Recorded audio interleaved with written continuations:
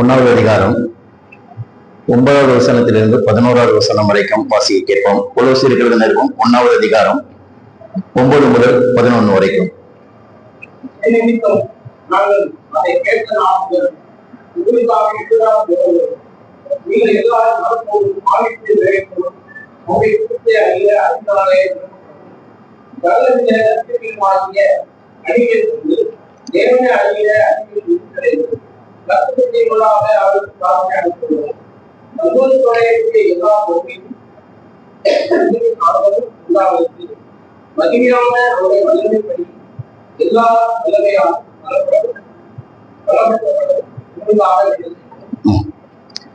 நாம் வாசித்த இந்த வேத பகுதியில அப்போஸ்தலனாகிய பவுல் கொலோசு சபையாருக்காக செய்கிற ஒரு ஜெபத்தை பற்றி இந்த 3 வசனங்களிலும் நாம் படிக்கிறோம்.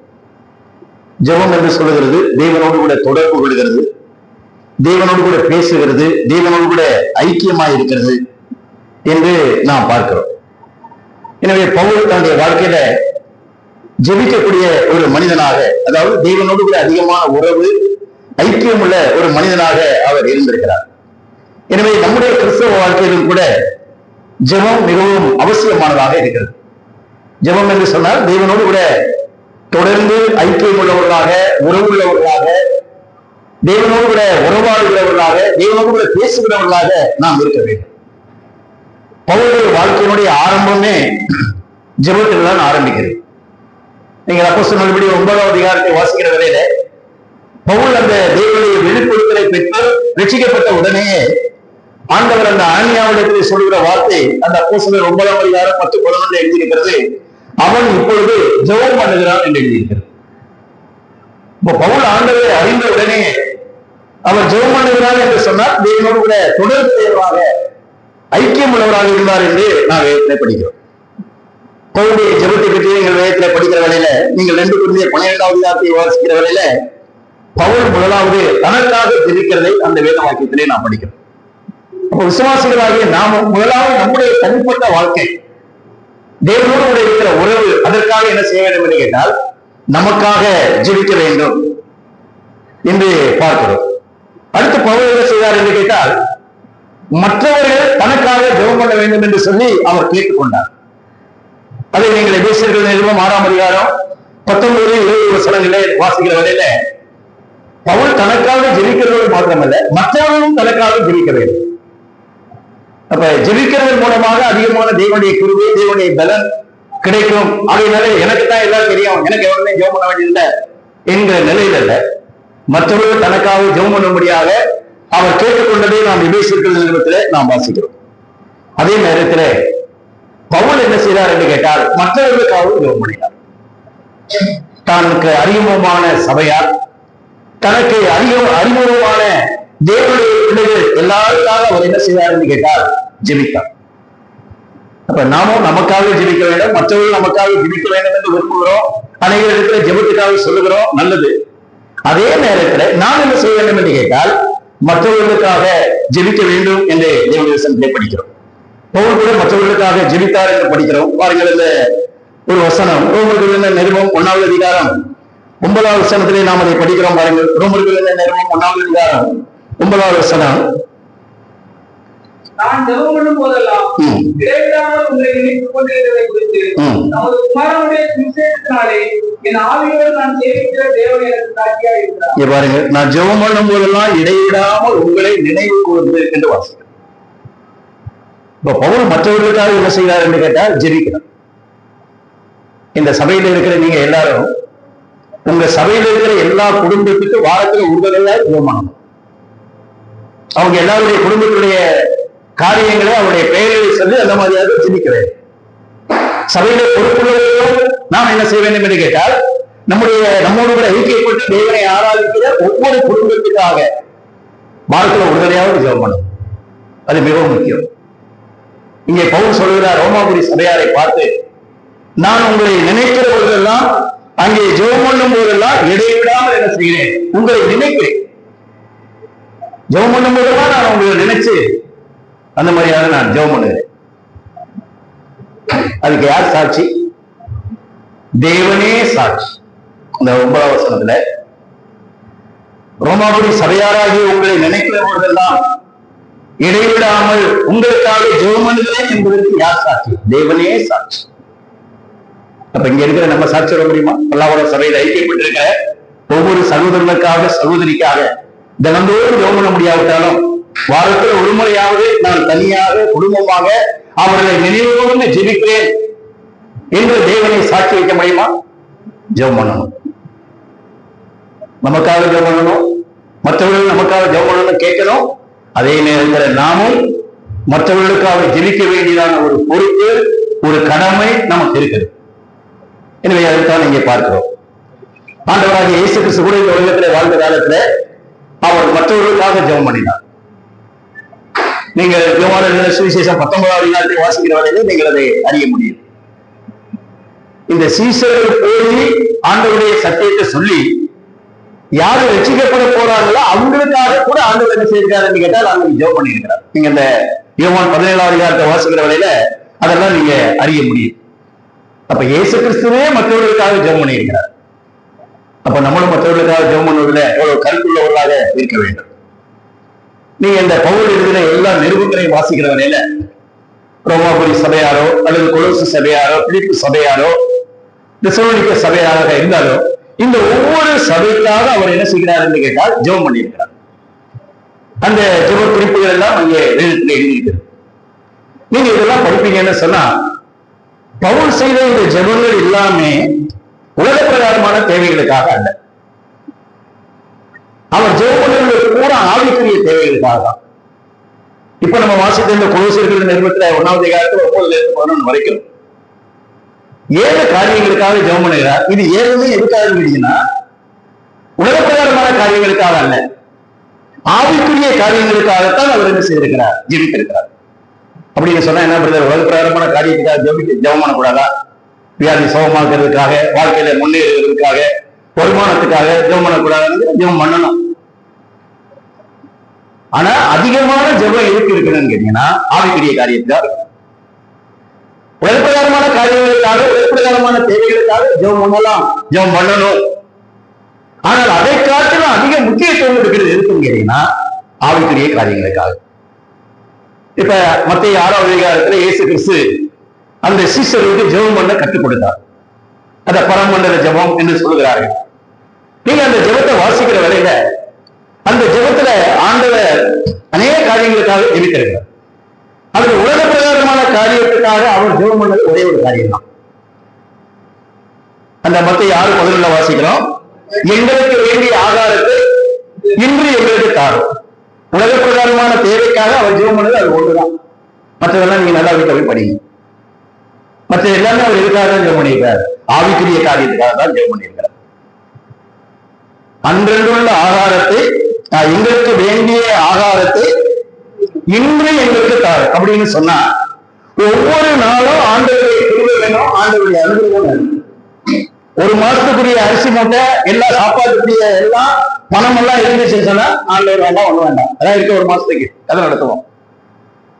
அதனால ஆண்டவர் இன்று எங்களுக்கு தாரும் என்று சொன்னால் அனுதினமும் தேவனோடு உபயோகிக்க வேண்டும், அனுதினமும் தேவனை சார்ந்து வாழ வேண்டும், அனுதினமும் தேவனுடைய ஒத்தாசை நமக்கு வேண்டும். இந்த உலக பிரகாரமான தேவைகள் எல்லாம் ஆண்டவர் கண்டிப்பா சந்திப்பார். ஆகாயத்து பட்சிகளை கவனித்து பாருங்கள், விதைப்பதும் இல்லை, அறுப்பதும் இல்லை, களஞ்சியங்களே சேர்ப்பதும் இல்லை. உலகத்துல எந்த நாட்டிலேயாவது தண்ணி இல்லாம 1000 கொக்கு செத்து போச்சு, ஆகாரம் கிடைக்காதனால காக்கா குருவி 10,000 செத்து போச்சுன்னு சொல்லி இது வரைக்கும் உலகத்துல வரலாறு கிடையாது. இவைகள் எல்லாம் உங்கள் பரமபிதா பிழை கூட்டுகிறார். இவைகளை பார்க்கிற நீங்கள் யார்? விசேஷித்தவர்கள். மரம் வச்சவன் தண்ணி ஊற்றுவான், இலை போட்ட நாச்சியா சோறு போடுவாங்க உலகத்துல சொன்னோம். உங்களை அழைத்த, உங்களை ரட்சித்த தெய்வம் ஒரு நாளும் உங்களுக்கு பட்டினி போட மாட்டார். உங்களுடைய ஆசைகளை சந்திக்க மாட்டார், உங்களுடைய தேவைகளை சந்திப்பார். ஆகையினாலே நம்முடைய விருப்பம் நம்முடைய ஆவிக்குரிய காரியங்களுக்காக அதிகமாக ஜெபிக்க வேண்டும். இப்பொழுது நாம் வாசித்த அந்த கொலோசியர்கள் நிருபம் அந்த 1வது அதிகாரம் 9வது வசனத்திலே நாம் வாசிக்கிற வகையில நாங்கள் அதை கேட்ட நாள் முதல் என்று வாசிக்கிறோம். கேட்ட நாள் முதல் கொலோசு சபையாருடைய சில பிரச்சனைகள் அல்லது அவருடைய ஆவிக்குரிய காரியங்களை கேட்ட நாள் முதல் அவர் என்ன செய்கிறார் என்று கேட்டால் ஜெபிக்கிறார். அது எதை காண்பிக்கிறார் என்று கேட்டால் அந்த சபையார் மேல் இருக்கிறதான ஆழ்ந்த உண்மையான கரிசனையை என்ன செய்கிறது என்று கேட்டால் அதை காண்பிக்கிறது. கேட்ட நாள் முதல் சபையில ஒரு சகோதரிக்கு சுகவீனம், அல்லது அவருடைய குடும்பத்தில் ஒரு பிரச்சனை, அல்லது அவர்கள் சில பாடுகள் வழியாக கடந்து போகிறார்கள். அப்ப அந்த கேட்ட நாள் முதல் நம்ம என்ன செய்யணும் கேட்டீங்கன்னா உடனே ஜெபம் பண்ணணும். அதுக்கு வியாக்கியானம் பேசக்கூடாது. ஏன் அவர் அப்படி செஞ்சாரு, ஏன் இப்படி செஞ்சிருக்காரு, எதுக்கு இந்த வியாதி இப்படி வந்துச்சு, கட்டுப்பாடா இருந்தாரா, இதெல்லாம் ரெண்டாவது. கேட்ட நாள் முதல் அப்படின்னு சொன்னா உண்மையாகவே அந்த சபையார் மேல ஒரு ஆழ்ந்த கரிசனை, ஒரு ஆழ்ந்த அன்பு இருந்த அப்படின்னாலே அவர் என்ன செய்கிறார், ஜெபிக்கிறார். நீங்க நெகேமியாவுடைய புத்தகத்தை வாசிக்கிற வேளையில அந்த நெகேமியா 1ஆம் அதிகாரம் 3-4 வசனத்திலாம் நீங்க வாசிக்கிற வேளையில எருசலேமுடைய மதில்கள் இடிக்கப்பட்டது, அலங்கம் இடிக்கப்பட்டது. அங்கே ஜனங்கள் என்ன செய்கிறார்கள் என்று கேட்டால் மகா தீங்கு அனுபவிக்கிறார்கள், அவர்கள் நிந்தை அனுபவிக்கிறார்கள் அப்படிலாம் சொல்லியிருக்கு. அந்த வசனத்துல என்ன வாசிக்கிறோம்னு கேட்டீங்கன்னா, ஜனங்கள் அந்த மாதிரியாக எருசலேம் அலங்கம் இடிக்கப்பட்டது, மகா தீங்கையும் நிந்தையும் அனுபவிக்கிறார்கள் என்று கேட்டபோது, அது அந்த வசனம் எழுதிட்டு வாசித்த நேரம் இல்லை, கேட்டபோது. அடுத்து என்ன வாசிக்கிறோம், நான் உட்கார்ந்து, அடுத்த அழுது, அடுத்த சில நாளா என்ன செய்வேன், துக்கித்தேன். எனக்கு என்ன வந்துச்சு, எருசலேம் மாதிரி நெடுஞ்சான எனக்கு தீங்கு அனுபவிச்சா என்ன, ஏன் நடந்தா போதும்னு நினைக்கல நிகழ்வு. அப்ப மற்றவர்கள் மேல நமக்கு கரிசனை இருக்கணும். வெறும் செஞ்ச அக்கிரமத்துக்கு அந்த வியாதி அவருக்கு வந்தது சரிதான் அப்படின்னு நினைக்க கூடாது. கேட்ட நாள் முதல் ஜனங்கள் வேதனைக்குள்ளே இருக்கிறார்கள், பாடுகள் மத்தியில் இருக்கிறார்கள், கஷ்டத்தின் மத்தியில் இருக்கிறார்கள், நெருக்கத்தின் மத்தியில் இருக்கிறார்கள், நிந்தை அனுபவிக்கிறார்கள் என்று கேட்ட உடனே உட்கார்ந்து தேவ சமூகத்துல அவர்களுக்காக ஜெபிக்க வேண்டும், அவர்களுக்காக துக்கப்பட வேண்டும். பைபிள்ல நீங்க சாமுவேலை பத்தி படிக்கிற வேளையில 1 சாமுவேல் 15:11 இந்த சவுல் தேவனுக்கு பிரியமில்லாத காரியங்களை செய்தபடினால ஆண்டவர் இந்த சவுளுடைய ராஜ்யபாரத்தை விளக்கிக் கொள்கிறார் என்று அறிந்த உடனே 1 சாமுவேல் 15:11 எழுதியிருக்கிறது, சாமுவேல் சவுலுக்காக மனம் நொந்து ராம் முழுவதும் ஜெபம் பண்ணினான் எழுதியிருக்கு. மனம் நொந்து ராம் முழுவதும் அவன் ஜெபம் பண்ணினான்.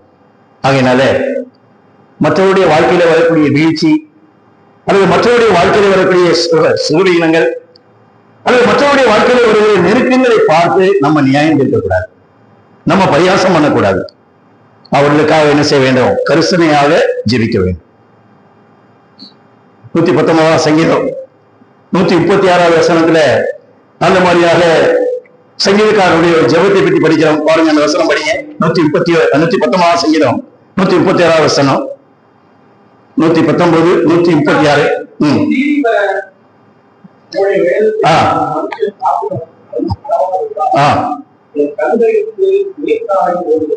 பாருங்க, தாவீது சங்கீதக்காரங்க எதுக்காக அழுகிறாரு, உம்முடைய வேதத்தை மனுஷர் காத்து நடவாதபடியால் என் கண்களில் இருந்து நீர்த்தாரை ஓடுகிறது.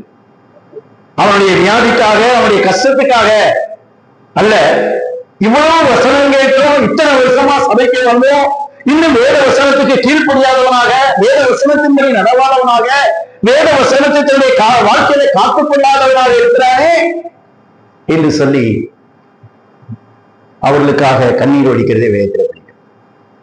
அப்ப நம்முடைய கிறிஸ்தவ வாழ்க்கையில கூட என்னுடைய பிள்ளைகள் இத்தனை வருஷமா சபைக்கு வரலாம், இன்னும் ஆண்டவரை விசுவாசத்தை ஏற்றுக்கொள்ளல, இன்னும் ஞானஸ்தானத்துக்கு கீழ்ப்படியல, ஒழுங்கா பைபிள் படிக்கிறது இல்ல, வேதம் வாசிக்கிறது இல்ல என்றெல்லாம் இந்த காரியங்களுக்காக என்ன செய்யணும் கேட்டீங்கன்னா ஜெபிக்க வேண்டும். வேதம் படிக்கிறான், ஆனா வேதத்தின்படி நடக்கிறது இல்லை. ஆண்டவரை விசுவாசிக்க வேண்டும் என்று வேதம் சொல்கிறது, விசுவாசிக்கல. பல வருடங்களாக வந்து வயசாச்சுன்னு ஞானஸ்தானத்துக்கு கீழ்ப்படிய மாட்டேங்கிறான். இவைகளுக்காக என்ன செய்ய வேண்டும், வேதத்தை காத்து நடவாதபடினாலே. அப்ப கேட்ட நாள் முதல் அப்படின்னு சொன்னா ஒரு ஆழ்ந்த உண்மையான கரிசனை.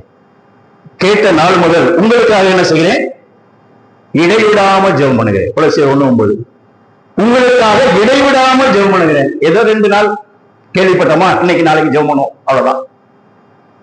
இடைவிடாமல் என்று சொன்னால் நான் என்ன செய்கிறேன், தொடர்ந்து ஜெபிக்கிறேன். ஆண்டவர் கிரியை செய்கிற வரைக்கும், ஆண்டவர் பதில் கொடுக்கிற வரைக்கும் நான் என்ன செய்கிறேன் என்று கேட்டால் இடைவிடாமல் என்று சொன்னால் தொடர்ந்து ஜெபிக்கிறேன்.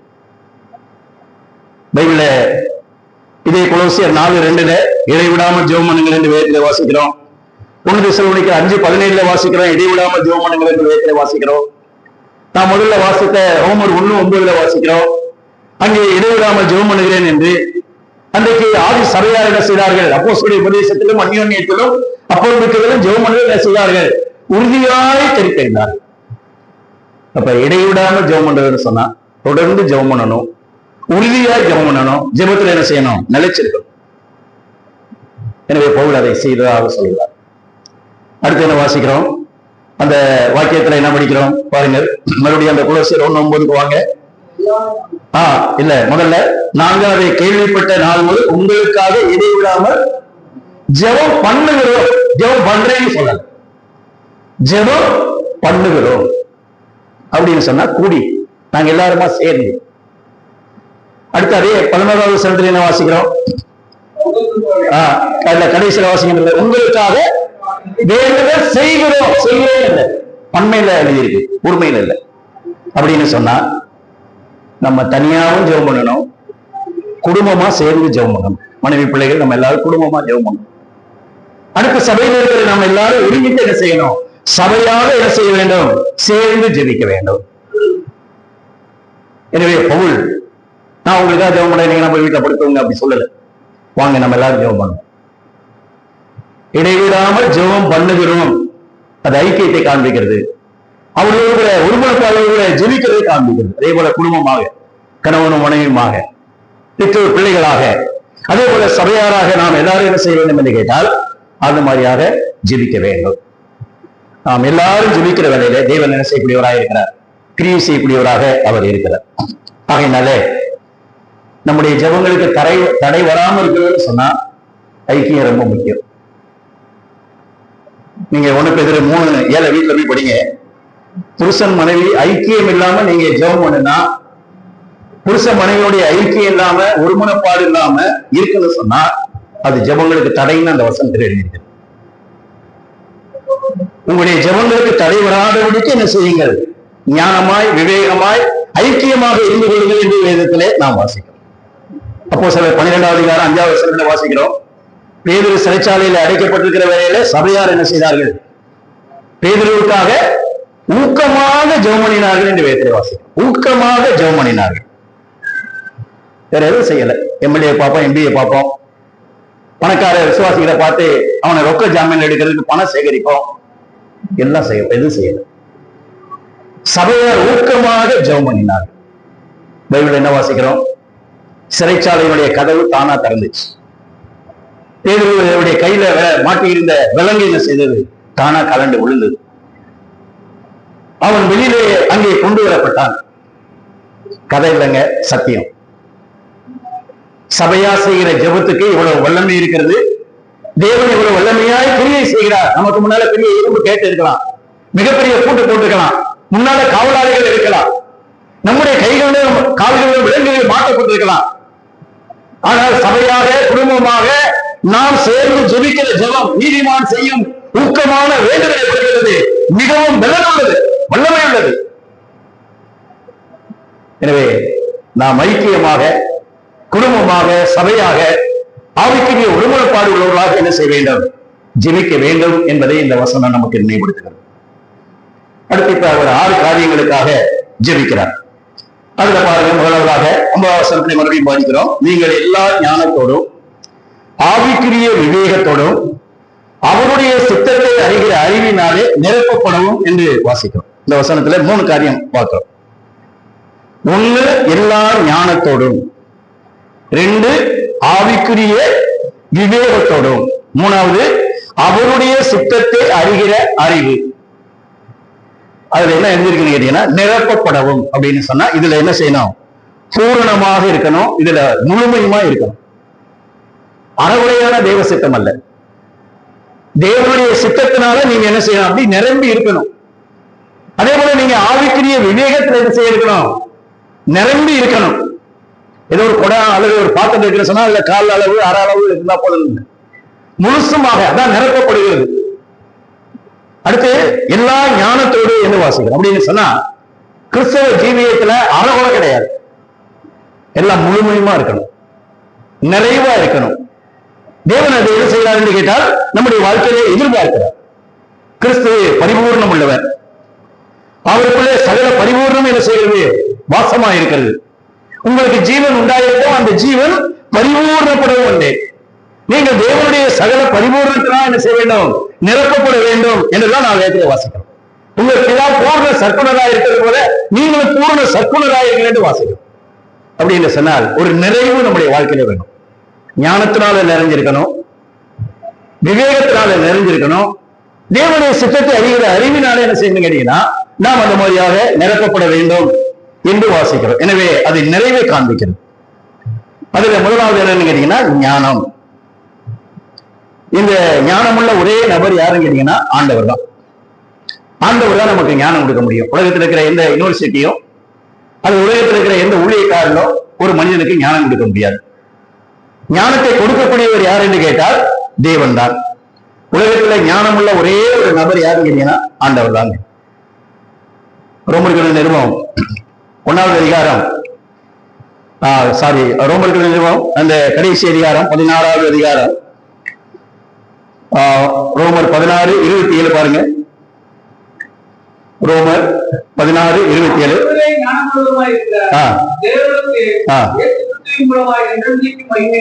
என்ன வாசிக்கிறோம்?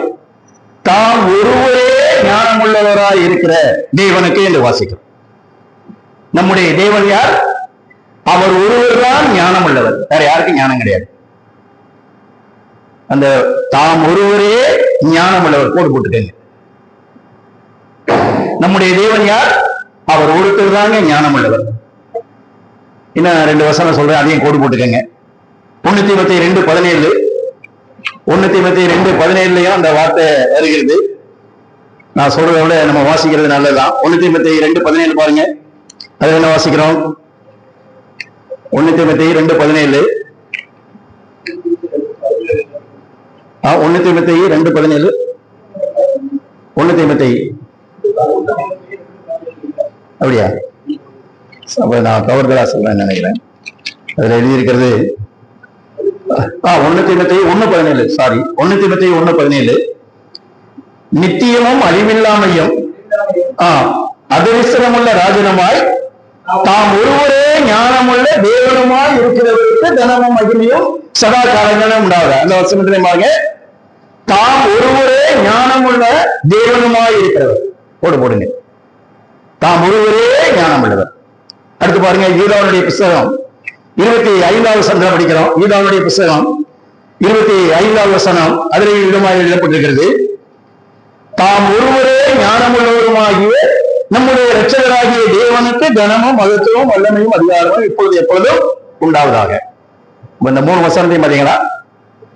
ஆவியானவர் எழுதி வைத்திருக்கிறார், தாம் ஒருவரே ஞானமுள்ள தேவன். அப்ப ஞானம் வேணும்னா எங்க போனோம்? தேவனிடத்துல போகணும். ஏன்னு கேட்டீங்கன்னா அவர் ஒருவர் தான் என்ன செய்தவர்? ஞானம் உள்ளவர். நல்ல காலேஜ், நல்ல ஸ்கூலு, நல்ல வாத்தியார்ட்ட போறதுனால ஞானம் கிடைக்காது. ஞானத்தை கொடுக்கிறவர் யார் என்று கேட்டால் தேவன். ஏனென்று கேட்டால் அவர் ஒருவர் தான் ஞானம் உள்ளவர். யாக்கோபு 1:5 வாசிக்கிறோம், ஒருவர் ஞானத்திலே குறைவுள்ளவனாய் இருந்தால் ஒருவரையும் கடிந்து கொள்ளாதவரும் யாவருக்கும் சம்பூர்ணமாய் கொடுக்கிறவருமாகிய தேவனிடத்தை என்ன செய்ய வேண்டும்? கேட்க கடவன் என்று வேதத்திலே வாசிக்கிறோம். அப்ப ஞானம் தேவை. இன்னைக்கு ஞானம் இல்லாம பேசுறோம். இன்றைக்கு ஞானம் இல்லாத நிலைமையில அநேக செலவு பண்ணிட்டு கடன்காரன் உட்கார்ந்துட்டு கடனை கட்ட முடியல. ஞானம் இல்லாத பழப்பு, புத்தி இல்லாத பழப்பு. ஆண்டவரே, நான் ஞானமாய் பேச வேண்டும், நான் ஞானமாய் ஜீவிக்க வேண்டும். இந்த உலக வாழ்க்கையில எனக்கு மிகவும் ஞானம் அவசியம். சாலமோனை பார்த்து ஆண்டவர் கேட்டார், 1 ராஜாக்கள் 3:5 வாசிக்கிற வேலையில, நீ விரும்புகிறதை கேள் அப்படின்னு கேட்டார். அவனுக்கு என்ன குறை இருக்குது? அவன் ஆண்டவரே எனக்கு நீடித்த ஆயுள் வேணும், எனக்கு இன்னும் அது வேணும் இது வேணும் அப்படின்லாம் அவன் கேட்கல. அவன் என்ன கேட்டான்னு கேட்டா, ஆண்டவரே இந்த ஜனங்களை ஆளுவதற்கு எனக்கு என்ன வேண்டும்? ஞானமுள்ள இருதயத்தை தந்தருளும். ஞானமுள்ள இருதயம் வேணும். ஆண்டவர் அந்த 1 ராஜாக்கள் 3:9 ஞானமுள்ள இருதயத்தை தந்தருளும் அவன் ஜெபம் பண்றான். 10வது வசனத்துல ஆண்டவருடைய பார்வைக்கு உகந்த விண்ணப்பமா இருந்தது. சாலமோன் செய்த அந்த ஜெபம் ஆண்டவருடைய பார்வைக்கு உகந்ததா இருந்தது. 12வது வசனத்துல ஞானமும் உணர்வுள்ள இருதயத்தை உனக்கு கொடுத்தேன் என்று எழுதிய வாசிக்கும். அப்ப குடும்பம் நடத்த ஞானம் வேணும், ஆண்டவருக்காக ஜீவிக்கிறது, உலகத்தில் ஜீவிக்கிறதுக்கு என்ன வேணும்? ஞானம் வேணும்.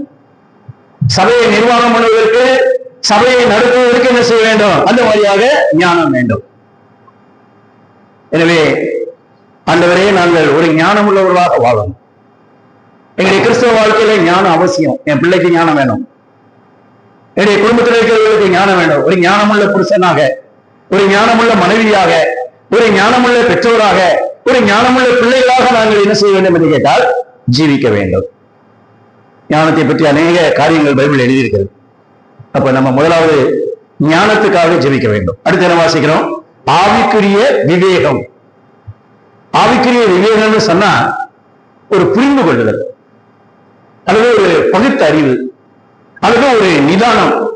அதான் அந்த விவேகம் என்கிற வார்த்தை. பைபிள்ல சில இடங்கள்ல இந்த விவேகம் என்பது அந்த மாதிரியாக புத்தி என்று அந்த மாதிரியாக மொழி எடுத்திருக்கிறார்கள். அப்ப ஞானமும் வேண்டும், அடுத்து என்ன சொன்னீங்கன்னா விவேகம் வேண்டும். விவேகம் என்னன்னு சொன்னா ஒரு ஆவிக்குரிய டிசர்னிங் கெப்பாசிட்டி, ஒரு ஆவிக்குரிய பகுத்தறிவு வேணும். வெளுத்ததெல்லாம் பால் இல்ல, மின்னுவதெல்லாம் பொண்ணல்ல என்று சொல்லுவார்கள். அதே போல ஆவிக்குரிய காரியங்களே இன்னைக்கு உலகத்தில் ஒவ்வொரு சபையில் இருக்கு, ஒவ்வொரு சபைக்காரும் ஒவ்வொரு சத்தியம் சொல்லணும். அப்ப இதுல எது சரி, இது எது சரியானது என்பதை நிதானிக்கக்கூடிய அந்த ஆவிக்குரிய டிசைனிங் கெப்பாசிட்டி, ஒரு ஆவிக்குரிய பகுத்தறிவு நமக்கு வேணும். இது என்ன செய்யணுங்கிறீங்கன்னா ஆண்டவர்கிட்ட தான் கேட்கணும். ஆண்டவர் தான் நமக்கு என்ன செய்ய முடியும் என்று கேட்டால் அதை கொடுக்க முடியும் என்று வேதத்திலே வாசிக்கிறோம். பழைய பாட்டுல நீங்க படிப்பீங்கன்னு சொன்னா இந்த ஆசரிப்பு கூடாத வேலையெல்லாம் செய்யறதுக்கு ஆண்டவர் என்ன செய்வாருன்னு கேட்டீங்கன்னா, அந்த ஆசரிப்பு கூடாத வேலை செய்யற ஆட்களுக்கு ஞானம், விவேகம், பரிசுத்த ஆவியானவருடைய நிறைவை கொடுத்தார் என்று வேதத்திலே படிக்கிறோம். அப்ப தேவ ஞானம், தேவ ஆவியானுடைய நிறைவு, தேவ விவேகத்தோடு என்ன செய்யணும் கேட்டீங்கன்னா நம்ம ஆண்டவருக்காக வாழணும். அப்ப விவேகம் வேணும். புருஷ மனைவி ஒருத்தர் புரிஞ்சுக்கிறணும். பெற்றோர் பிள்ளைகள் ஒருத்தர் புரிஞ்சு கொள்ளணும். சபையில் இருக்கிற நம்ம ஒருத்தர் என்ன செய்யணும்? அந்த மாதிரியாக புரிந்து கொண்டு நாம் நடக்க வேண்டும். அதான் ஆவிக்குரிய அந்த விவேகம். விவேகம் மட்டும் பொதுவா சொல்லல, ஆவிக்குரிய விவேகம். அப்ப கிறிஸ்தவ ஜீவியத்துல ஆவிக்குரிய வாழ்க்கையில ஆவிக்குரிய ஞானம், ஆவிக்குரிய விவேகம் நமக்கு தேவை. அதோடு மாத்திரமல்ல, ஆண்டவருடைய வசனத்தை கை கொண்டு நடக்கிறதுனாலதான் நமக்கு என்ன வரும்னு கேட்டீங்கன்னா ஞானம் வரும், விவேகம் வரும். உபாகமம் 4ஆம் அதிகாரம் 6வது வசனம் படிங்க. உபாகமம் 4வது அதிகாரம் 6வது வசனத்தில் விதமாய் படிக்கிறோம். உபாகமம் 6:4. ஜனங்களின் கண்களுக்கு முன்பாகவும் இதுவே உங்களுக்கு ஞானமும் விவேகமாய் இருக்கும். போதும். ஆண்டவருடைய வசனத்தை கை கொண்டு நடந்தா தான் உங்களுக்கு என்ன வரும்? ஞானம் வரும், விவேகம் வரும். இந்த வசனம் அதான் சொல்லுது. ஆகையினால ஞானம், விவேகம் ஆண்டவரிடத்துல கேட்கணும். ஆண்டவரே, விவேகம் உள்ள ஒரு புரிந்து கொள்ளக்கூடிய மனிதனாக, புரிந்து கொள்ளாம பேசிக்கிட்டு சண்டை போட்டுக்கிட்டு ஒன்பது வைக்க மாட்டேன். எனக்கு ஒரு நல்ல டிசைனிங் கெப்பாசிட்டி, எது சரி எது தவறு, எப்படி நடக்கணும் எப்படி நடக்கக்கூடாது என்கிறதான அந்த பகுத்தறிவை, அந்த ஆவிக்குரிய விவேகத்தை எனக்கு தாரும். எனக்கு ஆவிக்குரிய அந்த ஞானத்தை கொடுத்துறோம். நீ தான் ஒரு ஞானம் உள்ளவர். உண்மை தவிர உலகத்துல வேற எவனும் ஞானம் உள்ளவர் கிடையாது. ஞானத்தை கொடுப்பதற்கு நீ ஒருவர் தான் அருகதை உள்ளவர் என்று ஆவிக்குரிய ஞானம், ஆவிக்குரிய விவேகம். அடுத்து போனதாக அந்த இதுல என்ன வாசித்தோம்? அவருடைய சித்தத்தை அறிகிற அறிவினாலே என்ன செய்ய வேண்டும்? நிரப்பப்பட வேண்டும். அவருடைய சித்தம்னு சொன்னா தேவனுடைய விருப்பம், தேவன் எதிர்பார்க்கிறது. அதன்படி நான் என்ன செய்ய வேண்டும்? ஆண்டவரே, உம்முடைய சித்தத்தை அறிகிற அறிவினாலே நான் நிரப்பப்பட வேண்டும். கிறிஸ்தவ வாழ்க்கையில தேவனுடைய சித்தத்தை அறிவது மிகவும் முக்கியம். தேவனுடைய சித்தத்தின்படி நாம் நடப்பது மிகவும் ஆசீர்வாதமான காரியம். ஆண்டவர் இந்த உலகத்துல வாழ்ந்த காலத்துல நீங்கள் யோவான் 6ஆம் அதிகாரம் 38வது வசனத்தை வாசிக்கிற வரையில, நான் என்னுடைய சித்தத்தின்படி அல்ல, என்னை அனுப்பினவருடைய சித்தத்தின்படி செய்யவே வானத்திலிருந்து இறங்கி வந்தேன்னு இயேசுநாதர் சொல்றார். அப்ப இயேசு கிறிஸ்து பரலோகத்திலிருந்து இந்த பூலோகத்துக்கு வந்து இருக்காருன்னு கேட்டீங்கன்னா, பிதாவாகிய தேவனுடைய சித்தத்தின்படி செய்யவே என்று நான் வேதத்திலே நான் வாசிக்கிறேன். கெத்செமனே தோட்டத்துல கூட அவர் ஜெபம் பண்ணுகிற வழியில லூக்கா 22:42 வாசிக்கிறோம், என்னுடைய சித்தத்தின்படி அல்ல, உம்முடைய சித்தத்தின்படியே ஆக கடவுது என்று ஜெபம் பண்ணினார். உம்முடைய சித்தத்தின்படி ஆக கடவுள்னு சொன்னா சப்மிட் பண்றது, ஆண்டவருக்கு ஒப்புக் கொடுக்கிறது. ஆண்டவரே, என்னுடைய தீர்மானம் அல்ல, என்னுடைய விருப்பம் அல்ல, என்னுடைய நோக்கம் அல்ல, ஆண்டவரே உம்முடைய தீர்மானத்தின்படி, உம்முடைய சித்தத்தின்படி நான் என்ன செய்ய விரும்புகிறேன்? வாழ விரும்புகிறேன். அதான் தேவ சித்தம். தேவ சித்தம் என்ன என்பதை பற்றி பைபிள்ல நிறைய அறிவிருக்கு. அதுல தேவனுடைய சித்தம் என்ன என்பதை பற்றி அந்த 192 வாசிக்கிறோம். எல்லா மனுஷரும் ரட்சிக்கப்படவும் சத்தியத்தை அறிவை அடையவும் அவர் எப்படிப்பட்டவராக இருக்கிறார்? சித்தம் உள்ளவராக இருக்கிறார். அப்ப தேவனுடைய சித்தத்தை பற்றி அநேக காரியங்கள் இதுல உண்மை என்னன்னு கேட்டீங்கன்னா, எல்லா மனுஷரும், நான் தான் பிரதர் சபையிலே பிறந்து வந்திருக்கேங்க, நான் என்ன ரட்சிக்கப்படணும், அல்லது அந்த மாதிரி ஊழியக்காரர் மகன், மூப்பருடைய மகன், நாங்க 4 தலைமுறையா சபையில இருக்கிறோம். இல்ல, எல்லா மனுஷரும் ரட்சிக்கப்படணும். குடும்பத்தில் இருக்கிற எல்லாரும் ரட்சிக்கப்படணும். அன்னைக்கு மோசே இடத்துல நீங்க மட்டும் போய் ஆராதனை செய்ப்பா, உங்க ஆடு மாடெல்லாம் இங்க இருக்கிற சமயத்துல மோசே ஒரு வார்த்தை சொல்றான், இந்த மாட்டினுடைய ஒரு குழம்பு கூட என்ன செய்யக்கூடாது, எகிப்துல இருக்கக்கூடாது. மாட்டினுடைய குழம்பு என்ன, அது ஒண்ணும் பிரயோஜனம் இல்லாது, பாதத்துக்கு கீழே இருக்கக்கூடியது. ஆனா அது கூட என்ன செய்யணும், கர்த்தரை ஆராதிக்கணும். அப்படிங்கிற நிலையில நம்முடைய குடும்பத்துல எல்லாரும் ரட்சிக்கப்படும். ஏதோ வீட்டுக்காரர் ரட்சிக்கப்பட்டார் போதும், சோதனை மனைவி ரட்சிக்கப்பட்டார் என்ன, ரட்சிக்கப்படாட்டி என்ன, அல்லது மனைவி ரட்சிக்கப்பட்டார், புருஷன் ரட்சிக்கப்பட்டாரா, ரட்சிக்கப்படாட்டி என்ன என்கிற நிலையில இல்ல, எல்லாரும் ரட்சிக்கப்படும். எல்லாரும் ரட்சிக்கப்படணும். யாரு? அது தேவனுடைய சித்தம், தேவனுடைய விருப்பம். அடுத்து எல்லா மனுஷரும் ரட்சிக்கப்படவும், அடுத்து எல்லா மனுஷரும் என்ன செய்யணும், சத்தியத்தை அறிவை அடையணும். ரட்சிக்கப்பட்டா மாத்திரம் போதும், பிள்ளைய பற்றி தொழில போட்டு போறதில்லை. ரட்சிக்கப்பட்டவர் எல்லாருக்கும் என்ன வேணும், ஒரு சபை ஐக்கியம் வேணும். ரட்சிக்கப்பட்ட எல்லாரும் என்ன செய்யணும், சத்தியத்தை அறியணும். ரட்சிக்கப்பட்ட எல்லாரும் என்ன செய்யணும், சத்தியத்தின்படி வாழணும். அப்ப ரட்சிக்கப்படணும், அடுத்த சத்தியத்தை அறிகிற அறிவு. இன்னைக்கு அநேக ரட்சிப்பை பற்றி சொல்கிறார்கள், சத்தியத்தை பற்றி சொல்லல, சத்தியத்தை சமாளிக்க அனுப்பிடுறாங்க. அப்ப ரட்சிக்கப்பட்டவர் எல்லாரும் என்ன செய்யணும், ஞானஸ்தானத்துக்கு கீழ்ப்படியணும். அது தேவ சித்தம். ஞானஸ்தானம் எடுப்பதற்கு அந்த மாதிரி பல விதமான சாக்கு போக்கு நிபந்தனை எல்லாம் சொல்லக்கூடாது. நீங்க எல்லாரும் ரட்சிக்கப்படணும், அது தேவனுடைய விருப்பம், அது தேவனுடைய சித்தம். பரமண்டலத்தில் உங்களுடைய சித்தம் செய்யப்படுவது போல பூமியில செய்யப்படுவதாக உங்க வாழ்க்கையிலையும் தேவ சித்தம் செய்யப்படணும். அதுக்காக ஜெபம் பண்ணணும், படிக்கணும், வேலை கிடைக்கணும், வெளிநாட்டுக்கு போகணும், ஜெபம் பண்ணுங்க, அதெல்லாம் நல்லது. அதே நேரத்தில் ஆண்டவரே தேவ சித்தத்தின்படி நான் என்ன செய்யணும், வாழணும், தேவ சித்தத்துக்கு என்னுடைய வாழ்க்கையை ஒப்புக் கொடுக்கணும் என்கிறதான அந்த ஜெபமும் இருக்கும்.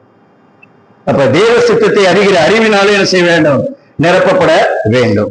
தேவ சித்தம்னு சொன்னா, ஆண்டவரே என்னுடைய விருப்பம் அல்ல, என்னுடைய தீர்மானம் அல்ல, எங்க அம்மா அப்பா விருப்பம் அல்ல, என்னுடைய சபையாருடைய விருப்பம் அல்ல, உம்முடைய விருப்பம், உம்முடைய சித்தம். அதன்படி நான் என்ன செய்யணும், வாழணும். அதன்படி நான் ஜீவிக்க வேண்டும். என்ன செய்ய வேண்டும் என்று கேட்டால் ஜீவிக்க வேண்டும். எனவே தேவனுடைய சித்தத்தை அறிகிற அறிவு, அதே போல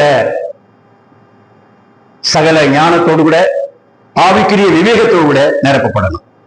அடுத்த 2வது அதே கொலோசியர்கள் நிறுவனம் 1:10 பாருங்க, சகலவித நற்கிரியைகளுமாகிய கனிகளை தந்து, சகலவிதமான நற்கிரியைகளாகிய கனிகளை தந்து.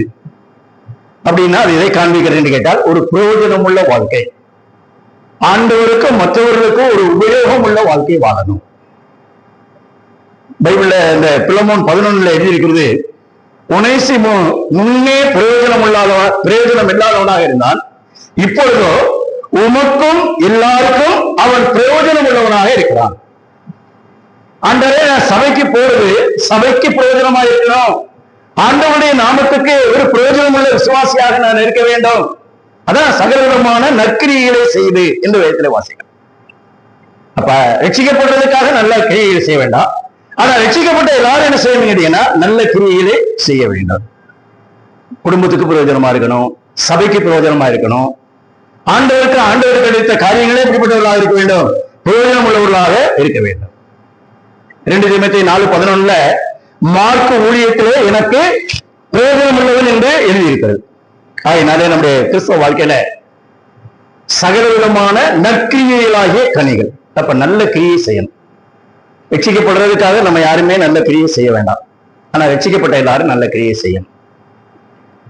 எபேசியர்கள் 2:8-9 நீங்க படிக்கிற வழியில, கிருபையினாலே விசுவாசத்தை கொண்டு ரட்சிக்கப்பட்டீர்கள், இது உங்களால் உண்டானதில்லை, இது தேவனுடைய ஈவு, ஒருவரும் பெருமை பாராட்டாதபடிக்கு இது கிரியினால் உண்டானதில்லை, கிருபையினாலே உண்டானது. அடுத்து 10வது வசனம் எப்படி ஆரம்பிக்குதுன்னு கேட்டீங்கன்னா, நாம் நற்கிரியைகளை செய்வதற்கு கிறிஸ்து இயேசுவுக்கு என்ன செய்யப்பட்டிருக்கிறோம்? சிருஷ்டிக்கப்பட்டிருக்கிறோம். எதுக்காக ரட்சிக்கப்பட்டோம்? துக்கிரியை செய்வதற்கு, நற்கிரியை செய்வதற்கு. ரட்சிக்கப்படுவதற்கு நல்ல கிரியை செய்யவும் வேண்டாம், செய்யவும் முடியாது. ஆனால் ரட்சிக்கப்பட்டவர்கள் எல்லாரும், தேவனுடைய கிருபைக்குள்ளே இருந்தவர்கள் எல்லாரும் நீங்கள் நற்கிரியை செய்ய வேண்டும். அதற்காகத்தான் அழைக்கப்பட்டிருக்கிறீர்கள், அதற்காகத்தான் நிச்சயப்பட்டீர்கள், தெரிந்து கொள்ளப்பட்டிருக்கிறீர்கள். நற்கிரியை செய்வதற்கு நாம் தேவனுடைய செய்கையாக இருக்கிறோம் என்று சொல்லி அந்த எபேசியர் 2:10 அங்கே எழுதியிருக்கிறது. 1 Timotheus 6:18 பவுல் சொல்கிற வழியில நற்கிரியையிலே நீங்கள் என்ன செய்ய வேண்டும் என்று கேட்டால் ஐஸ்வர்யவான்களாக இருக்க வேண்டும். வீட்டுல போய் அதெல்லாம் நல்லா படிங்க. நற்கிரியை செய்வதற்கு நம்ம யாரு? ஐஸ்வர்யவான்களா இருக்கணும். அடுத்து தீத்து 2:7 வாசிக்கிறோம், நீயோ எல்லாவற்றிலும் உன்னை நற்கிரியைகளுக்கு என்ன செய்? மாதிரியாக காண்பி. அப்ப நல்ல கிரியைகளுக்கு நம்ம மாதிரியா இருக்கணும். நம்ம பிள்ளைகளுக்கு முன்னால நம்ம நல்ல மாதிரியா இருக்கணும். எதுக்கு? நல்ல கிரியை செய்யறது. அப்ப நம்முடைய இந்த நற்கிரியை பார்த்து பிள்ளைகளை என்ன செய்யணும்? நற்கிரியை செய்யணும். நற்கிரியைகளுக்கு மாதிரியாயிரு. இன்னும் நீங்கள் மத்தேயு 5:16 வாசிக்கிற வேளையில நீங்க நற்கிரியின் மூலமாக பரலோகத்தில் எங்களுடைய பிதாவை என்ன செய்யுங்க? மகிமைப்படுத்த வேண்டும் என்று வேதத்திலே வாசிக்கிறோம். நல்லா புரிஞ்சுக்கங்க, நம்முடைய நற்கிரியைகள் தேவனுக்கு தேவை கிடையாது. தேவனுக்கு நம்ம ஒண்ணு நற்கிரியை செஞ்சு அவருக்கு எதையும் சாதிக்க வேண்டாம். ஆனால் நம்ம நற்கிரியைகளை செய்து தேவனுடைய நாமத்தை என்ன செய்யணும்? மகிமைப்படுத்தணும். அப்ப நற்கிரியைகள் செய்வதற்காக நாம் அழைக்கப்பட்டிருக்கிறோம். சகலமான நற்கிரியமாக கனிகளை தந்து என்று வைக்கிறோம். கனிகளை தந்து எதுக்கு மரம் வைக்கிறோம்? கனி கொடுக்கணும். எதுக்கு அந்த மாதிரியாக விதைக்கிறார்கள்? எதுக்காக? பலனை எதிர்பார்த்து. அப்ப சகலவிதமான நற்கிரியமாக கனி தந்து என்று வைக்கிற வாசகம் பைபிளை நீங்க படிக்கிற சமயத்துல பிலிப்பியர் 1:10 எழுதியிருக்கிறது நீதியின் கனி என்று எழுதியிருக்கிறது. கலாத்தியர் 5 அதிகாரத்திலே ஆவியின் கனி என்று எழுதியிருக்கிறது. அந்த ஆவியின் கனி என்பது கலாத்தியர் 5:22-23 எழுதியிருக்கிறது. ஆவியின் கனி அதுல 9 சொல்லி இருக்கு. அன்பு, சந்தோஷம், சமாதானம், நீடிய பொறுமை, சாந்தம், இச்சை அடக்கம், அப்படி 9 சொல்லி இருக்கு. ஆவியின் கனி. ஒரே ஒரு ஆரஞ்சு பழத்தை உரிச்சிங்கன்னா அதுக்குள்ள 9 சொலை இருக்குது. அதே போலதான் ஆவியானவராலே நிறைந்து ஆண்டவருக்காக என்ன செய்ய வேண்டும்? கனி கொடுக்க வேண்டும். ஒரு மரம் வைக்கிறவருடைய நோக்கம் கனி கொடுக்க வேண்டும். ஒரே ஒரு மாங்கொட்டையை தான் விதையா நட்டார்கள். அதுல இருந்து வருஷம் வருஷம் என்ன செய்யுது? நூற்றுக்கணக்கான பழங்கள் வருது. அப்ப ஆண்டவரிடத்திலே நம்ம கேட்க வேண்டியது, ஆண்டவரே நான் ரட்சிக்கப்பட்டது நற்கிரியைகளாகிய கனிகளை தந்து என்று வேதத்திலே வாசிக்கிறோம். கனி யாருக்கு? மாமரத்துல விளைகிற அந்த மாம்பழத்துல அந்த மரமா சாப்பிடுது. அது மற்றவர்களுக்கு தான் என்ன செய்யுது? அது பயனுள்ளதாக, பிரயோஜனம் உள்ளதாக இருக்குது. அப்ப நம்ம கனி கொடுக்கிறது எதுக்காக கேட்டீங்கன்னா, மற்றவருடைய ஆசீர்வாதத்துக்காக, மற்றவருடைய பிரயோஜனத்துக்காக, மற்றவருடைய நன்மைக்காக என்ன செய்யணும் கேட்டீங்கன்னா கனி கொடுக்கணும். சகலவிதமான நற்கிரியமான கனிகளை தந்து என்று வேதத்திலே வாசிக்கிறோம். ஒரு கனியற்ற வாழ்க்கை வாழக்கூடாது. ஒரு கனியுள்ள வாழ்க்கை வாழணும். ஆண்டவரே நற்கிரியைகளாகிய அந்த கனிகளை நான் கொடுக்க வேண்டும். கனி கொடுக்கணும்னு சொன்னா யோவான் 15 அதிகாரத்துல இயேசு கிறிஸ்து சொன்னார், நானே மெய்யான திராட்சை செடி, நீங்கள் கொடிகள். அப்ப செடி இல்லாம கொடி என்ன செய்ய முடியாது? கனி கொடுக்க முடியாது. நீங்க புடலங்காய் கொடி, பாவக்காய் கொடி, திராட்சை கொடி எல்லாம் பாத்தீங்கன்னா அதுக்கு என்ன செய்ய? மேல பெரிய பந்தலை போட்டு விடுறாங்க. அது அந்த செடியோடு கூட ஐக்கியமா இருக்கிற வேலையில தான். மேல அது நல்லா படர்ந்து இருக்கு, பச்சை பசேர்னு இருக்கு, நல்லா கனி கொடுக்க வர நேரத்துல ஒருத்தன் கட் பண்ணி விட்டான்னு சொன்னா செடிக்கும் கொடிக்கும் இருக்கிறதான தொடர்பு போச்சுன்னு சொன்னா காஞ்சி சரியா போயிடும். அதே போல நம்மளுக்கு கனி கொடுக்கணும்னு சொன்னா ஆண்டவர்ல நிலைச்சிருக்கணும், ஆண்டவரோடு கூட தொடர்பு உள்ளவர்களாக இருக்கணும், ஆண்டவரோடு கூட ஐக்கியம் உள்ளவர்களாக இருக்கணும். என்ன இல்லாம நீங்க என்ன செய்ய முடியாது? ஒண்ணும் செய்ய முடியாது. அப்ப ஆண்டவர் இல்லாம நற்கிரியை செய்ய முடியாது, கனி கொடுக்க முடியாது. அதனால ஜெபம் பண்ணணும், ஆண்டவரே நான் சகலவிதமான நற்கிரியிலாக கனிகளை தந்து என்று வாசிக்கிறேன். அந்த யோவான் 15 அதிகாரத்துல கனி, அதிக கனி, மிகுந்த கனி அப்படின்னு 3 எழுதியிருக்கு. ஏதோ வச்சுக்கப்பட்ட நிறைய தப்பி மோச்சம் போனா போதும், கனி கொடுத்தா போதுங்க, வருஷத்துக்கு 4 காய் காத்தா போதும், 4 பழம் கொடுத்தா போதும். இல்ல, மிகுந்த கனி கொடுக்கும். ஆண்டவர் அதை எதிர்பார்க்கிறார். அதற்காகத்தான் நாம் அழைக்கப்பட்டிருக்கிறோம். நாம் ஒரு நிறைவான வாழ்க்கைக்கு, ஒரு பூர்ணமான வாழ்க்கைக்கு அழைக்கப்பட்டிருக்கிறோம். எனவே சகலவிதமான நற்கிரியமாகிய கனிகளை தந்து என்று நான் வேதத்திலே வாசிக்கிறோம். அப்ப சபைக்கு, குடும்பத்துக்கு, மற்றவங்களுக்கு நம்ம ஒரு பிரயோஜனம் உள்ளவர்களாக இருக்கணும். அடுத்து என்ன வாசிக்கிறோம்? அதே 10வது வசனத்துல தேவனை அறிகிற அறிவில் என்ன செய்யணும்? விருத்தி அடைந்து. விருத்தி அடைந்து அப்படின்னு சொன்னால் எதை காண்பிக்கிறேன்னு கேட்டால், ஒரு ஸ்பிரிச்சுவல் growth அல்லது ஒரு ஸ்பிரிச்சுவல் progress, அது ஒரு முன்னேற்றத்தை காண்பிக்கக்கூடியதாக இருக்கிறது. அது ஒரு வளர்ச்சியை காண்பிக்கக்கூடியதாக இருக்கிறது. தேவனை அறிகிற அறிவில நீங்கள் என்ன செய்ய வேண்டும் என்று கேட்டால் விருத்தி அடைய வேண்டும், இன்க்ரீஸ். ஒரு நாள் ஆண்டவர் அறிந்தோம், இவர்தான் மெய்யான தேவன், இவர்தான் என்னுடைய பாவத்துக்காக பலியானவர், இவரை தவிர பூமியில வேற தெய்வம் இல்லை அப்படிங்கிறத நம்ம அறிந்தோம். அந்த அறிவுல என்ன செய்யணும் கேட்டீங்கன்னா, தொடர்ந்து நம்ம என்ன செய்யணும்? விருத்தி அடையணும், அதுல வளரணும். அதுல என்ன செய்யணும் என்று கேட்டால் அந்த மாதிரியாக முன்னேற வேண்டும். அப்ப ஆண்டவரை அறிகிற, நீங்க 2 பேதுரு 3:18 வாசிக்கிற வேளையில இயேசு கிறிஸ்துவை அறிகிற அறிவிலே என்ன செய்யுங்கள்? வளருங்கள். எதுல வளரணுமா? இயேசு கிறிஸ்துவை அறிகிற அறிவிலே வளருங்கள். 2 பேதுரு 3:18. அப்ப ஆண்டவரை அறிகிற அறிவிலே நம்ம வளரணும் என்று அங்க எழுதியிருக்கிறது. கர்த்தரை அறிந்திருக்கிறது தான் வாழ்க்கையில மேன்மையான ஒரு காரியம். எரேமியா 9ஆம் அதிகாரம் 23, 24 நீங்க படிக்கிற வேளையில, ஞானிதன் ஞானத்தை குறித்து மேன்மை பாராட்ட வேண்டாம், பராக்கிரமசாலி தன்னுடைய பராக்கிரமத்தை குறித்து அந்த மாதிரியாக மேன்மை பாராட்ட வேண்டாம். மேன்மை பாராட்டுகிறவர் பூமியிலே நியாயத்தையும் நீதியை செய்கிற கர்த்தர் நான் என்று அறிந்திருக்கிறதை குறித்து என்ன செய்ய வேண்டும்? மேன்மை பாராட்டும். ஆண்டவரை அறிந்த பக்தி தானே அசைக்க முடியாத பக்தி, கூட்டு பக்தி இல்லை. ஏன் ஏசுநாதர் எங்க அப்பா சொன்னாரு, எங்க அம்மா சொன்னாங்க, சபையில ரொம்ப ஒர்க் பண்றாங்க, போனேன் சபைக்கு, ஞானசாரம் எடுக்கேன், ஏசுநாதர் பிள்ளையா இருக்கிறேன், இல்ல. நம்முடைய தனிப்பட்ட வாழ்க்கையில ஆண்டவரை அறிகிற அறிவு நமக்கு வேணும். ஆண்டவரை அறிஞ்ச பக்தி தான் அசைக்க முடியாத பக்தி. தானியேல் 11:32 வாசிக்கிறோம், தங்கள் தேவனை அறிந்திருக்கிற ஜனங்கள் திடன் கொண்டு அதற்கு ஏற்றபடி செய்வார்கள். யோபு தேவனை அறிந்திருந்தபடினால்தான் 10 பிள்ளையை செத்து சுத்தம் போய் சரீரத்தில் வியாதி வந்தாலும் தேவனை விட்டு விலகல. தேவனை அறிந்திருந்தபடினால்தான் அந்த எபிரேய வாலிபர்கள் 3 பேரும் 7 மடங்கு நெருப்பு சூளையை பார்த்து என்ன செய்யல? பயப்படல. தேவனை அறிந்திருந்தபடினால்தான் தானியேல் என்ன செய்யல? அந்த மாதிரியாக சிங்க கெபியை பார்த்து அவன் பயப்படல. எலியா கர்த்தரை அறிந்திருந்தபடினால்தான் பாதாளத்திற்கு மெஜாரிட்டி 850 பேர் ஒரு சைடு நிக்கிறான், பயப்படல. தேவனை அறிந்திருந்தார்கள். என்னுடைய தேவன் யார், அவர் எப்படிப்பட்டவர் என்பது அவன் அறிந்திருந்தான். பவுல் 2 தீமோத்தேயு 1:12 சொல்கிற வரையில, நான் விசுவாசித்திருக்கிறவர் இன்னார் என்று அறிவேன் என்று வேதத்திலே வாசிக்கிறேன். அப்ப ஆண்டவரை அறிகிற அறிவு முக்கியம். சபைக்கு வந்த நீங்க எல்லாரும் ஆண்டவர் என்ன செய்யணும்? நாளுக்கு நாள் அறியணும்.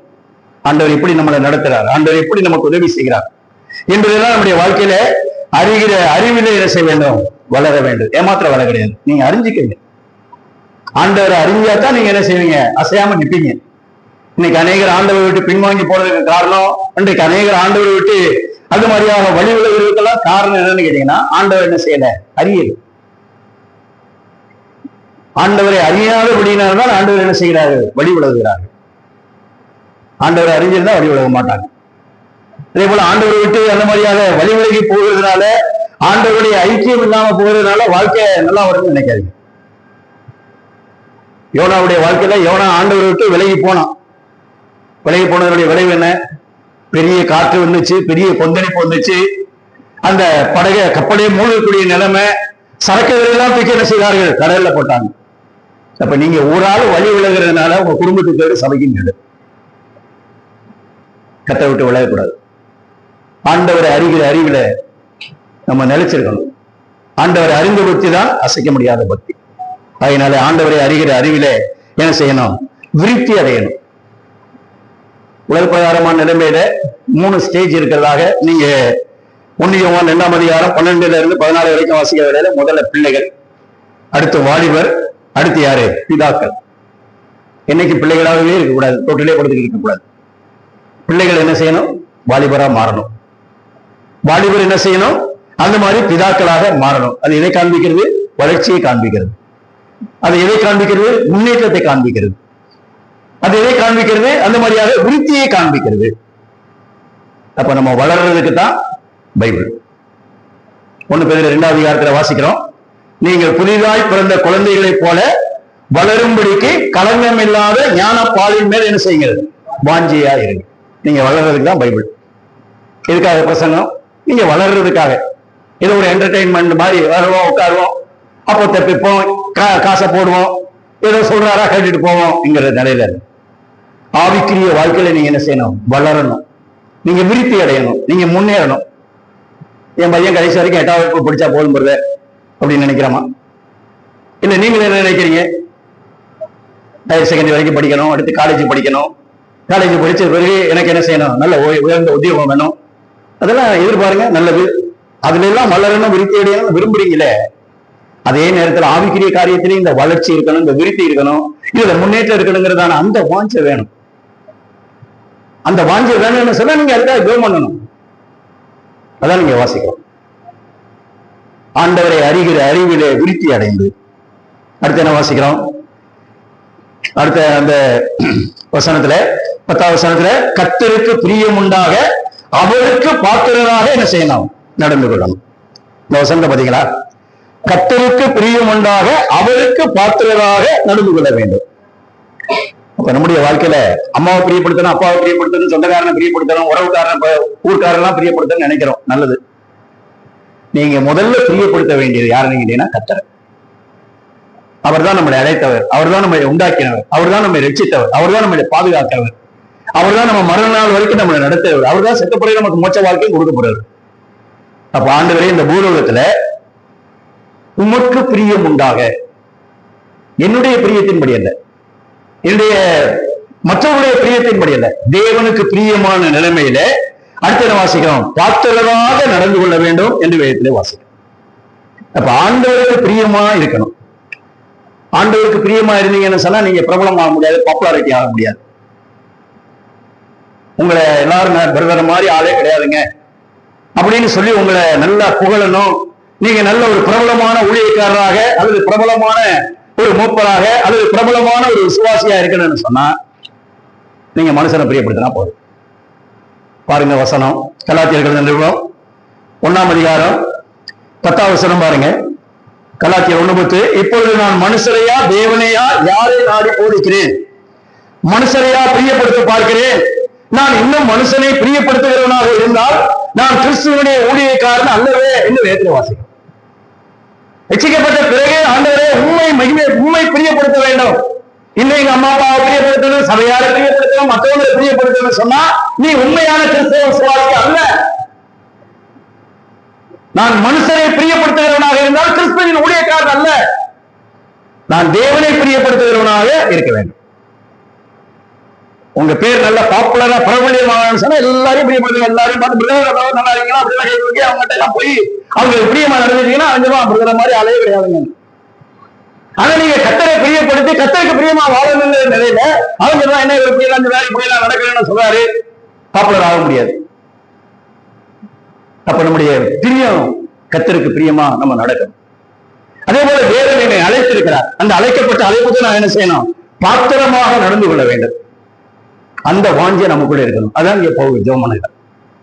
இந்த கொலோசை சபையார் இன்னும் உலகத்துல செத்து போற மனுஷனையே பிரியப்படுத்திக்கிட்டு இருக்கக்கூடாது. ஆண்டவரே அவர்கள் உமக்கு பிரியமுண்டாகக்கூடிய மக்களாக வாழணும்.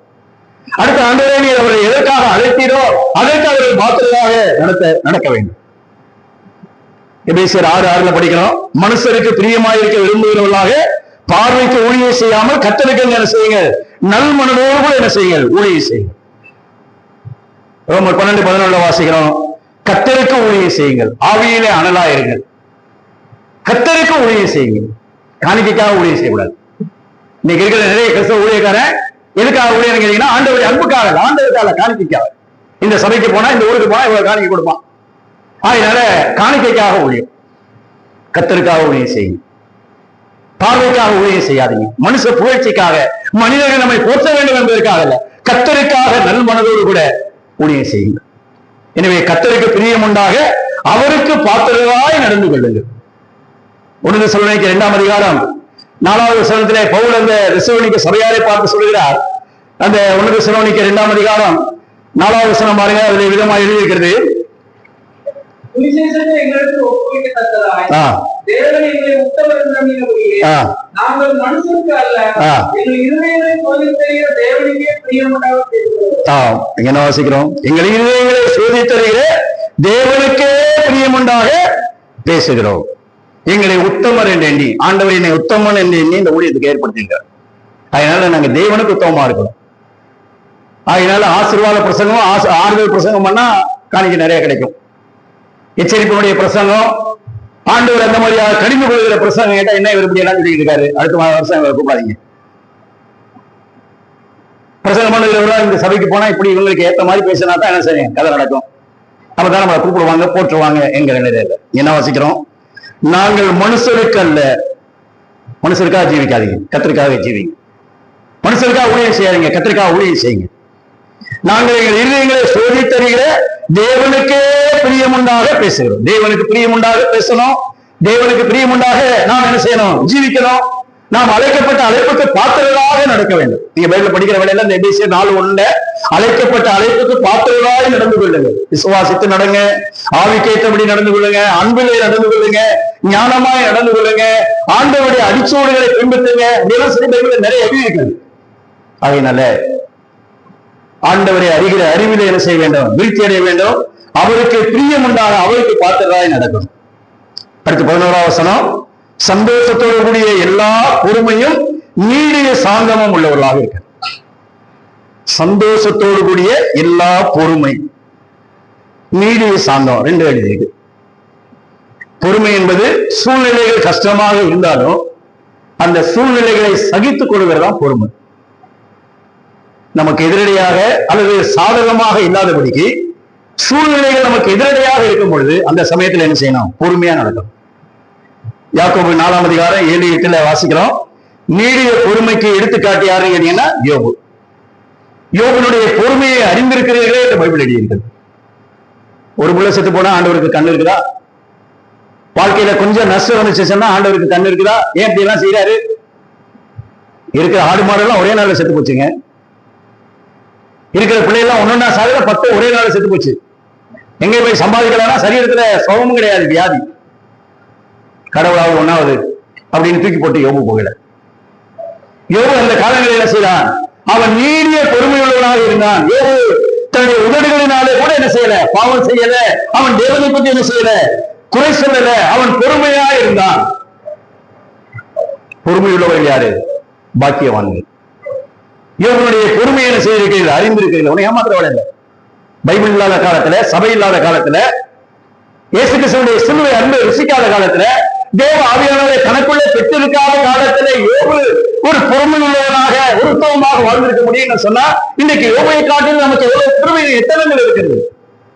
நம்ம பொறுமையா இருக்கிறோமா? எத்தனை தடவை பொறுமை இழந்து பேசிடுறோம். எனவே சந்தோஷத்தோடு கூடிய எல்லா பொறுமையும் கொலோசு சபையா இருக்க வேண்டும். ஆண்டவரே, குடும்பத்துல எனக்கு, என் மனைவி, என் பிள்ளைகள் எல்லாருக்கும் யாரும் எங்களுக்கு எதிரடையாக ஒருவமா என்னதான் பேசினாலும் நாங்க பொறுமையா இருக்கணும். ஆண்டவரே, எங்களுக்கு பொறுமையை தாரும் என்று என்ன செய்ய வேண்டும்? அந்த மாதிரியாக ஜெபிக்க வேண்டும். பைபிள் எழுதியிருக்கிறது, உபத்திரவத்தில் என்ன செய்யுங்கள்? பொறுமையா இருங்கள், உங்கள் பொறுமையினாலே உங்களுடைய ஆத்துமாக்களை காத்துக் கொள்ளுங்கள் என்றுதான் வேதத்தில். அடுத்து என்ன வாசிக்கிறோம்? நீடிய சாந்தம். நீடிய சாந்தம் சொன்னா நம்முடைய வாழ்க்கையில ஒரு சுய கட்டுப்பாடு, ஒரு தன்னடக்கம் இருக்கணும். அதான் நீடிய சாந்தம். பலவானை பார்க்கிலும் நீடிய சாந்தம் உள்ளவன் உத்தமன் என்று எழுதியிருக்கிறது. பட்டணத்தை பிடிக்கிறவனை பார்க்கலும் தன்னுடைய மனதை அடக்குகிறவன் யார்? உத்தமன். நீடிய சாந்தம் உள்ளவன் மகா புத்திமான். முற்கோடிய புத்தி இனத்தை என்ன செய்கிறான்? விளங்கப்படுகிறான்.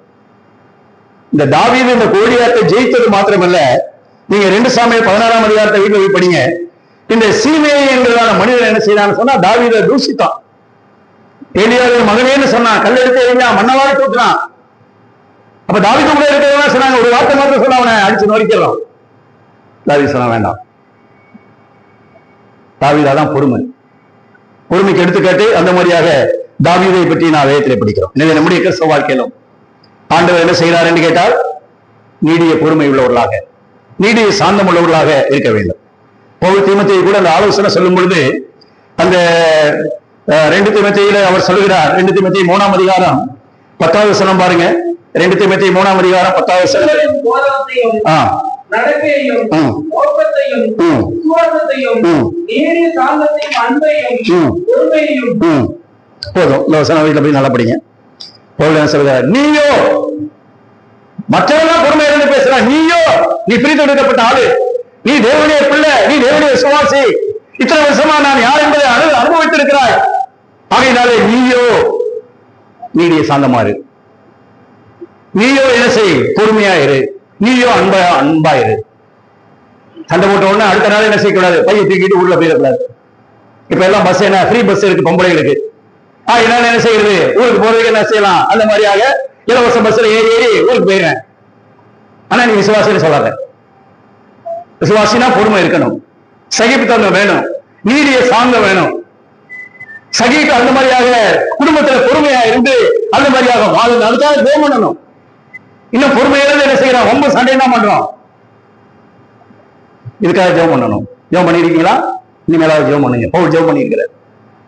சபையாராகி நம்மளும் என்ன செய்யணும், ஜெபம் பண்ணணும். என் புருஷன் முற்கோட்டியா இருக்கிறான், என் மனைவி என்ன செய்யறா அந்த மாதிரியாக சாந்தமில்லாதவர்களாக இருக்கிறான், என் பிள்ளைகள் அந்த மாதிரியாக முரட்டாட்டம் பண்ணுகிறார்கள்.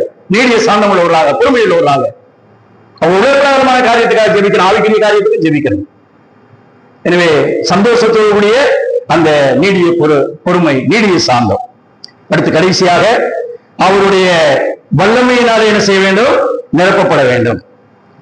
11ஆம் வசனத்துல கீழே வாசிக்கிறோம், மகிமையான அவருடைய எல்லா வல்லமையாலும் என்ன செய்ய வேண்டும், பலப்படுத்தப்பட வேண்டும்.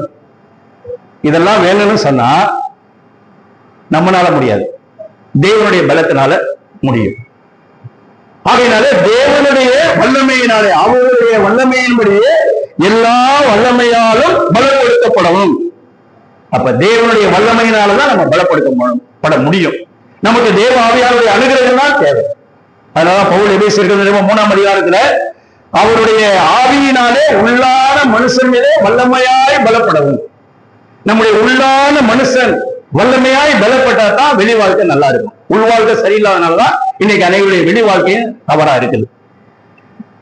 எபேசியர் 6:10 வாசிக்கிறோம், கடைசியாக என் சகோதரரே கர்த்தரிலும் அவருடைய சத்துவத்தின் வல்லமைன்னு என்ன செய்யுங்கள், பலனடையுங்கள். பரிசுத்த ஆவியானவர் வரும்பொழுது நீங்கள் என்ன செய்வீர்கள், பலனடைந்து எனக்கு சாட்சிகளாயிருப்பீர்கள். என்னை பலப்படுத்துகிற கிறிஸ்துவினாலே எல்லாவற்றையும் செய்ய எனக்கு பலன் உண்டு. நான் உன்னை பலப்படுத்தி உனக்கு என்ன செய்வேன், அந்த மாதிரியாக சகாயம் பண்ணுவேன். பலன் கொண்டு என்ன செய், திடமனதாக இரு என்றெல்லாம் எழுதியிருக்கிறது. அப்ப தேவனுடைய பலன் வேணும், தேவனுடைய வல்லமை வேணும். அதுக்காக ஜெபம் பண்ணணும். ஆண்டவரே நான் பொறுமை உள்ளவனாக, ஆவிக்குரிய விருத்தி உள்ளவனாக, ஆவிக்குரிய ஞானம் உள்ளவனாக எல்லாம் இருக்குதுன்னு சொன்னா எனக்கு ஆவியானுடைய பலன் வேண்டும், ஆவியானுடைய கண்ட்ரோல்ல நான் இருக்கணும், ஆவியானுடைய நிறைவு எனக்கு வேண்டும். அதற்காக ஜெபம் பண்ணணும். நான் இந்த வீட்டுல போய் மறுபடியும் இதை தியானம் பண்ணுங்க. உலக பிரகாரமான காரியங்களுக்காக ஜெபம் பண்ணுங்க, வேண்டாம்னு சொல்லல. ஆனா அதிகமா நீங்க ஜெபம் பண்ண வேண்டியது உங்க குடும்பத்துக்காக, உங்களுடைய பிள்ளைகளுக்காக, சபையாருக்காக, மற்றவர்களுக்காக, அப்படி ஆவிக்குரிய காரியங்களுக்காக என்ன செய்ய வேண்டும், அதிகமாக ஜெபிக்க வேண்டும். அதான் ஆசீர்வாதமானது, அதான் நம்முடைய வாழ்க்கையில அந்த மாதிரியாக மேன்மையை கொண்டு வரும். எனவே அப்போஸ்தலனாகிய பவுல் இந்த கொலோசு சபையாருக்காக ஜெபித்த 6 காரியங்களை பற்றி படிக்கிறோம்.